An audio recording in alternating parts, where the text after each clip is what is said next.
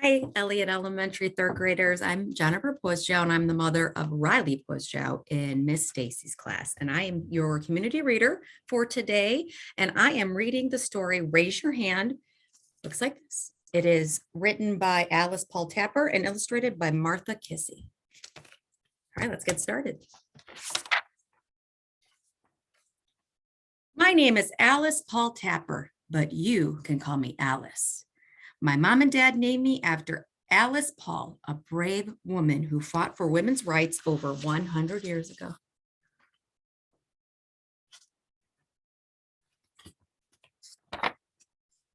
I'm a Girl Scout. I like to have fun and try new things with my troop. One time we earned a horseback riding badge after an afternoon at the stables. Who else has been a Girl Scout? I know I have, a long time ago. Another time we went into the woods and studied birds, helping us earn our animal habitats badge.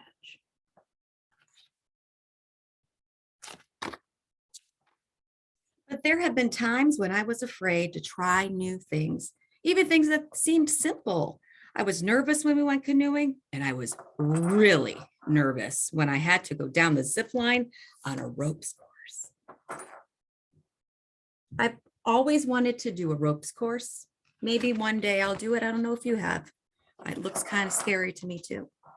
At school, I get to sit next to my best friends, Joelle and Lucy. I love school, but sometimes it can be scary. Good morning, class, my teacher said one day. Who can tell me what the world's largest ocean is? Anybody know that answer? My hand shot up. The Atlantic, I answered. I'm sorry, Alice, that's incorrect, she said.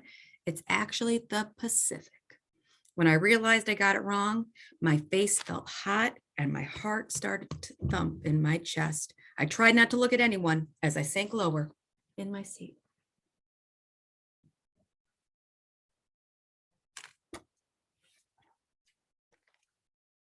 Let's try a computer question, my teacher announced.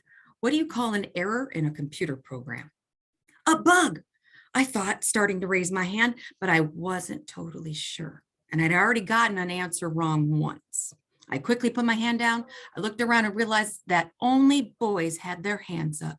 A virus, one boy said. No, but good try, my teacher told him. Anyone else? I looked at my lap. I think it's called a bug, another boy said. That's right, my teacher told him.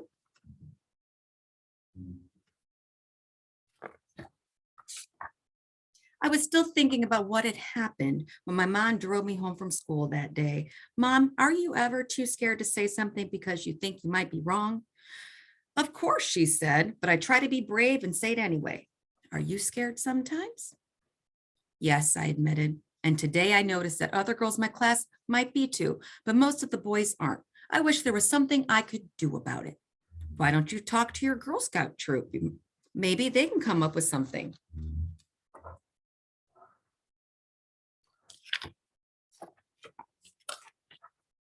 At our next Girl Scout meeting, it turned out that I was right about the other girls being nervous. I also noticed that the boys were raising their hands more than the girls, Lucy said. And once, not one girl raised her hand the whole day, Harriet added. I want to raise my hand, but sometimes it's too scary, Sonia confessed. What are you afraid of? Our troop leader asked. But if I don't get the answer right, people might laugh at me, Sonia said. My friends and I all nodded. Has anyone felt like that before? Were you afraid that someone might laugh at you if you got the answer wrong? I know I felt like that sometimes. That's when I had an idea. We earned patches for doing activities like camping or community service, I said to the others. What if there was a patch to help girls like us feel more confident in class? My friends loved it. They thought it was the perfect plan. My heart thumped hard in my chest like it did during class, but this time I was smiling.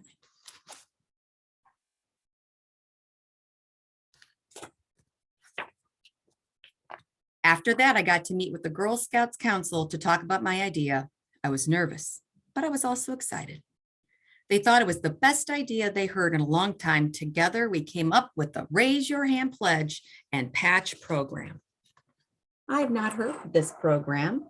Has anybody else heard of this Raise Your Hand program? Everyone told Everyone we told liked the idea. I even got to talk about it on TV. But I was so scared in the interview, I almost couldn't say anything. It was a lot scarier than raising my hand, but I guess that's part of what made me brave. I was afraid, but I did it anyway.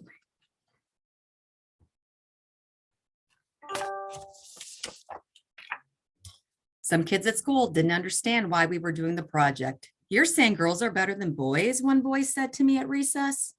But I did not think girls were better than boys. I just wanted girls to believe in themselves.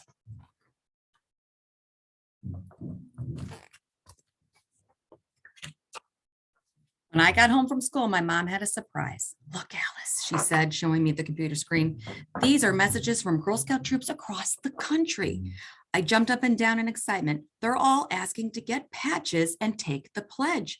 I was amazed that so many girls wanted to be part of the program.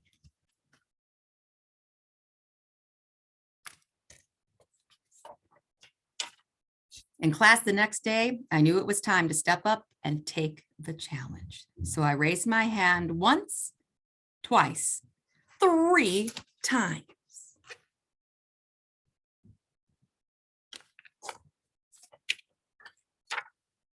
I didn't always give the right answer, but it wasn't the end of the world.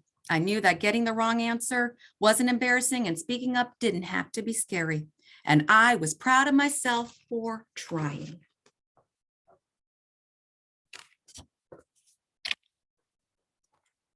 So now it's your turn. You can do it. Be bold, be brave, and raise your hand. The end of the story. So yes, boys and girls, thank you so much for allowing me to be your community raiser. And just like this book says, don't be scared to raise your hand and share, even when the answers may not be right. We are always learning when we are getting things incorrect, and that is okay. So hopefully you can take this pledge and raise your hand in class. It was nice reading to all of you today. Thank you.